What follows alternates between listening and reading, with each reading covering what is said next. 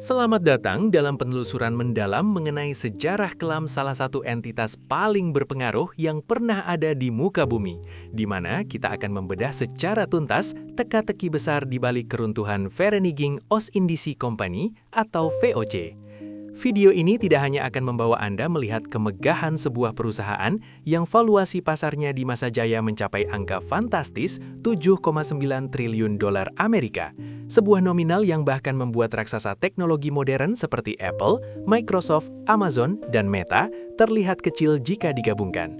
Namun juga akan membongkar borok internal yang menghancurkannya. Kita akan menjelajahi bagaimana sebuah organisasi dagang bisa memiliki kekuatan kedaulatan layaknya sebuah negara, mulai dari hak untuk mencetak mata uang sendiri, membangun benteng pertahanan, hingga mendeklarasikan perang dengan tentara pribadi yang tangguh. Melalui narasi ini, Anda akan memahami rangkaian peristiwa sistematis yang mengubah kejayaan absolut menjadi tumpukan utang yang melumpuhkan, serta melihat bagaimana paradoks kekuasaan yang terlalu besar justru menjadi benih kehancuran bagi sang penguasa samudra. Tetaplah menyimak hingga detik terakhir karena pelajaran yang tersimpan dalam sejarah VOC ini sangat relevan dengan dinamika ekonomi global saat ini, terutama mengenai risiko sistemik yang seringkali diabaikan oleh para pemimpin industri besar. Memahami VOC berarti memahami sebuah anomali dalam sejarah korporasi dunia, di mana pada tahun 1602, Belanda menciptakan sebuah entitas yang menggabungkan kepentingan komersial dengan kekuatan militer secara agresif. Sebagai pionir dalam sistem Initial Public Offering atau IPO, VOC menjadi perusahaan pertama di dunia yang menawarkan sahamnya kepada publik, menciptakan fondasi bagi pasar modal modern yang kita kenal saat ini di Amsterdam. Dominasi mereka tidak hanya terbatas pada kepemilikan aset fisik, melainkan pada kontrol total atas jalur rempah-rempah, yang pada masa itu nilainya jauh lebih berharga daripada emas atau minyak bumi. Keberhasilan mereka memonopoli pala, cengkih, dan lada melalui kontrak-kontrak paksa dan penaklukan strategis di wilayah Nusantara memberikan mereka margin keuntungan yang tidak masuk akal bagi standar bisnis manapun. Dengan jaringan logistik yang membentang dari Tanjung Harapan hingga Jepang, VOC mendikte harga komoditas global tanpa ada kompetitor yang berani menantang, menjadikan mereka pusat gravitasi ekonomi dunia selama hampir 2 abad lamanya. Kapal-kapal mereka yang megah bukan sekedar alat transportasi barang, melainkan simbol supremasi teknologi maritim Belanda yang tak tertandingi di samudra luas.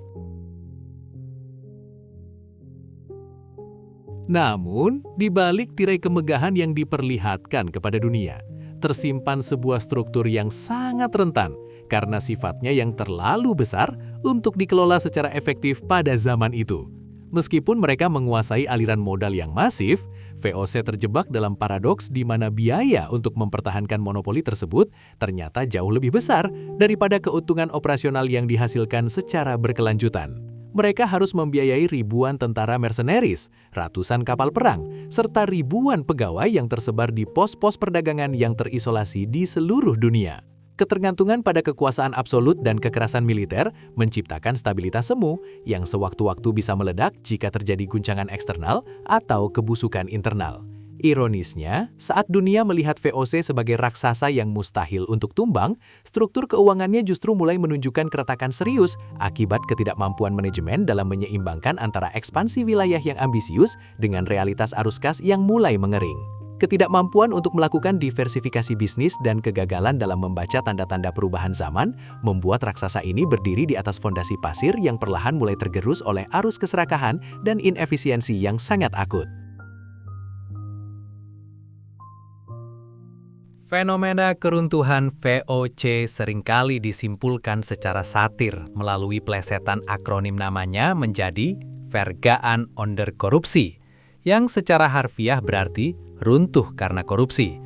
Sebuah gambaran yang sangat akurat mengenai kondisi internal perusahaan pada abad ke-18. Praktik penggelapan dana tidak hanya terjadi di level bawah oleh para kelasi atau pedagang kecil, melainkan telah merambah hingga ke jajaran direksi tertinggi yang dikenal sebagai Heren 17 atau Tuan-Tuan 17. Para pejabat tinggi perusahaan seringkali menggunakan pengaruh dan jabatan mereka untuk keuntungan pribadi dengan cara yang sangat berani dan terorganisir. Mereka memanipulasi laporan pengiriman barang, mencuri sebagian komoditas berharga untuk dijual di pasar gelap, serta menerima suap dari penguasa-penguasa lokal untuk kebijakan yang justru merugikan kas korporasi. Budaya korupsi ini menjadi sangat sistemik, sehingga dianggap sebagai bagian yang tak terpisahkan dari gaya hidup para pegawai VOC di tanah jajahan, yang secara sadar mengorbankan integritas perusahaan demi membangun kekayaan pribadi yang melimpah di tanah air mereka.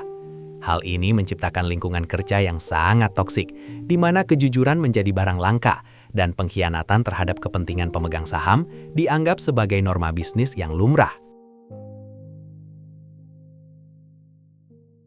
Salah satu bukti paling nyata dari manipulasi data dan kegagalan tata kelola adalah kebijakan pembagian dividen yang sangat tidak rasional dan cenderung bersifat destruktif bagi kesehatan finansial jangka panjang perusahaan.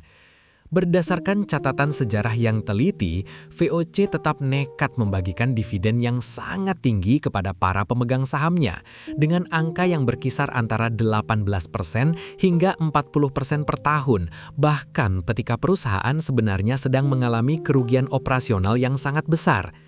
Praktik ini dilakukan semata-mata untuk menjaga citra perusahaan di mata publik dan memastikan harga saham mereka tetap stabil di Bursa Efek Amsterdam, meskipun kenyataannya mereka harus meminjam uang atau menggunakan dana cadangan untuk menutupi pembagian laba fiktif tersebut. Ini adalah bentuk awal dari skema keuangan yang menyerupai skema Ponzi, di mana keuntungan tidak dihasilkan dari pertumbuhan bisnis yang sehat, melainkan dari utang yang terus bertumpuk. Keputusan untuk menyenangkan pemegang saham dengan cara yang manipulatif ini menutupi fakta bahwa modal kerja perusahaan sebenarnya sudah terkuras habis untuk membiayai gaya hidup mewah para pejabatnya dan biaya perang yang tidak berkesudahan di berbagai belahan dunia. Masalah keagenan atau agency problem menjadi lubang hitam yang menyedot kekayaan VOC secara terus-menerus, tanpa ada sistem pengawasan yang mampu membendungnya secara efektif.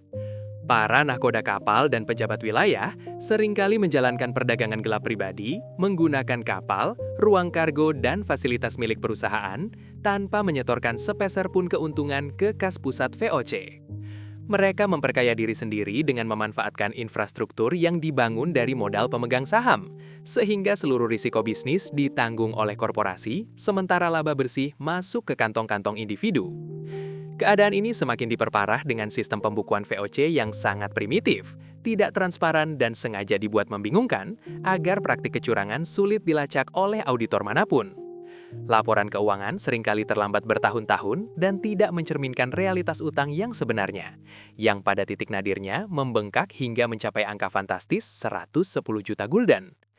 Kegagalan dalam menciptakan sistem akuntansi yang akurat dan akuntabel membuat para pengambil keputusan di Belanda kehilangan kendali atas apa yang sebenarnya terjadi di Hindia Timur, hingga akhirnya mereka tersadar ketika tumpukan utang sudah tidak mungkin lagi untuk dibayar. Memasuki babak baru dalam kegagalannya, VOC menunjukkan kekakuan model bisnis yang sangat fatal ketika mereka dipaksa menghadapi perubahan dinamika pasar global yang semakin dinamis. Sebagai perusahaan yang terbiasa dengan privilege monopoli, mereka gagal beradaptasi saat muncul pesaing-pesaing baru yang lebih lincah dan efisien seperti English East India Company atau EIC dari Inggris. Berbeda dengan VOC yang sangat terikat pada struktur birokrasi yang lamban dan campur tangan negara Belanda yang kuat, EIC beroperasi dengan modal pasar bebas yang lebih fleksibel, memberikan insentif lebih baik bagi para agennya, serta memiliki struktur biaya operasional yang jauh lebih rendah. VOC terlalu lama terbuai dalam kenyamanan monopoli rempah-rempah Maluku, sehingga mereka tidak menyadari bahwa pusat gravitasi perdagangan dunia mulai bergeser ke arah komoditas lain yang memiliki permintaan lebih stabil dan luas. Ketidakmampuan untuk merespon inovasi dalam sistem perdagangan internasional dan keengganan untuk meninggalkan zona nyaman monopoli membuat VOC perlahan-lahan kehilangan pangsa pasarnya yang paling berharga di mata konsumen global yang mulai menuntut keragaman produk. Transformasi VOC dari sebuah entitas dagang murni menjadi penguasa wilayah atau entitas teritorial membawa konsekuensi biaya overhead yang sangat gemuk dan tidak terkendali. Ketika mereka mulai menguasai wilayah daratan di Jawa dan pulau-pulau lainnya, Mereka tidak lagi sekadar berurusan dengan perdagangan, tetapi juga harus membiayai administrasi birokrasi yang sangat rumit, membangun infrastruktur sipil, dan yang paling menguras energi adalah membiayai kampanye militer yang terus-menerus. Setiap pemberontakan dari penguasa lokal atau perlawanan rakyat memerlukan biaya yang sangat besar untuk diredam, yang seringkali tidak sebanding dengan potensi pajak atau hasil bumi yang bisa diperas dari wilayah tersebut.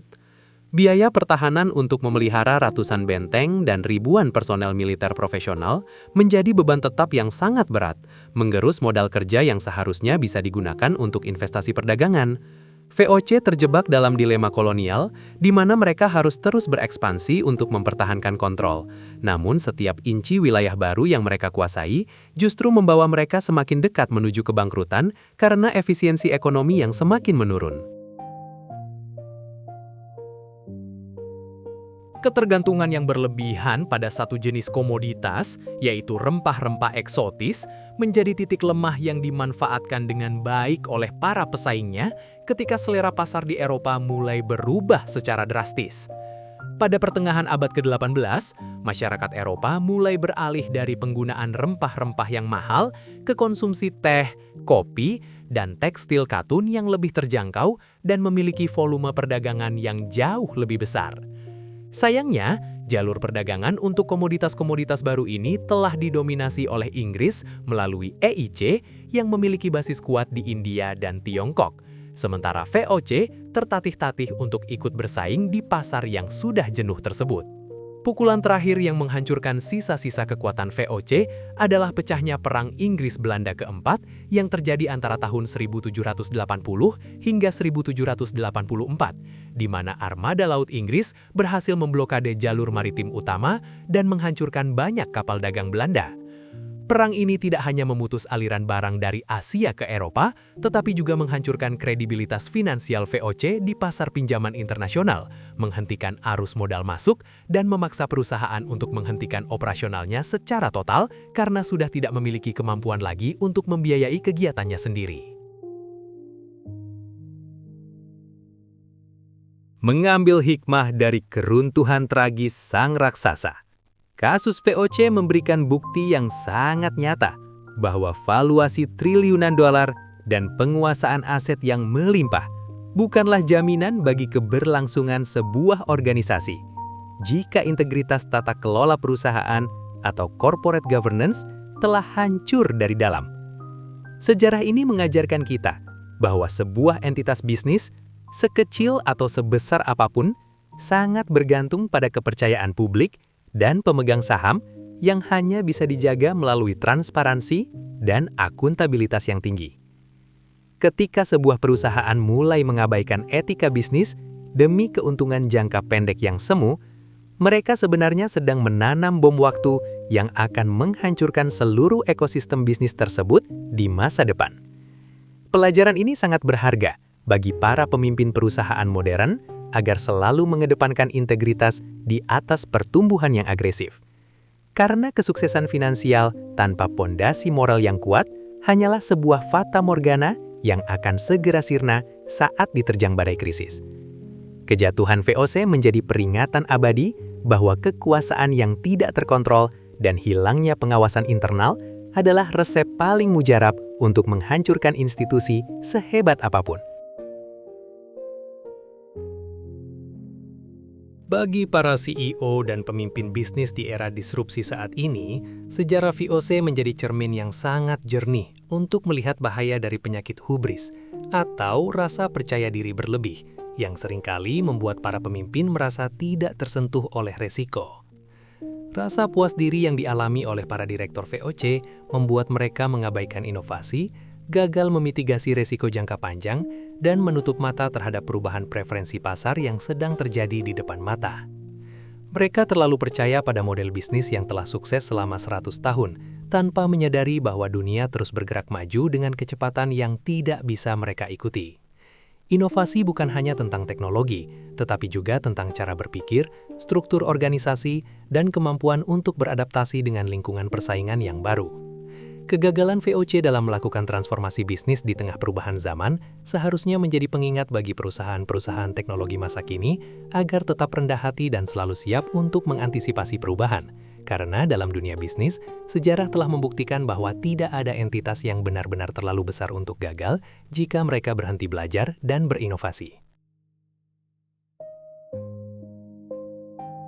Transparansi laporan keuangan yang jujur bukanlah sekadar kewajiban regulasi yang membebani, melainkan merupakan sistem deteksi dini yang sangat krusial agar perusahaan tidak terjebak dalam pusaran kegagalan yang tidak bisa diperbaiki.